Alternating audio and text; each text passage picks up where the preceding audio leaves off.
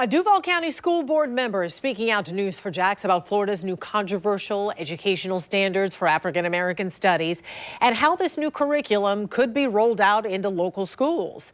This picture of District 4 School Board member Daryl Willie went viral over the weekend because of the T-shirt he made that says slavery did not benefit black people.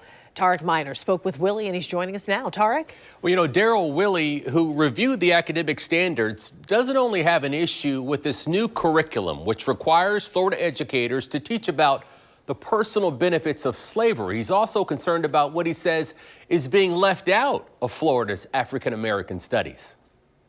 There's like parts of history that are just sort of either omitted or left out for whatever reason. School board member Daryl Willie, who recently read Florida state academic standards, says the new standards don't tell the full story of African American history. He says the new curriculum makes no mention of black history over the past 150 years and says the standards equate American slavery with slavery in Asia and other countries in an attempt to downplay the atrocities. What I think the folks are trying to do there is really trying to say slavery, everybody was doing, had slaves during the time. So it really wasn't that bad. Everybody was doing it. When at the end of the day, there's missing pieces of the ownership of who actually owned slaves, who's responsible. What's also an issue for this local school board member, this one-line clarification that mandates the instruction to include how slaves develop skills, which in some instances could be applied to their personal benefit.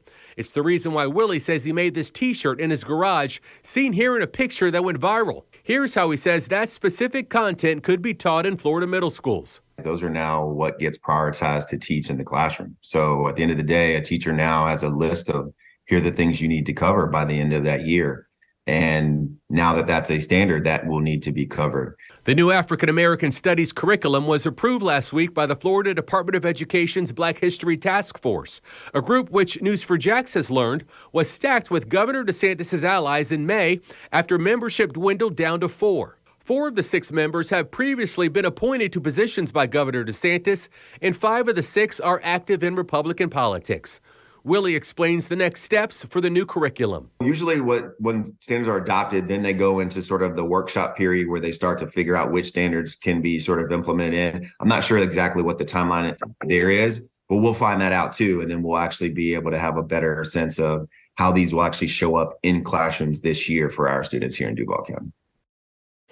Now, we've learned an original member of the African American History Task Force named Dr. Brenda Walker and other Florida educators are now asking the Board of Education to table these new standards until the recommendations of the original task force can be considered or to have the controversial clarifications thrown out altogether.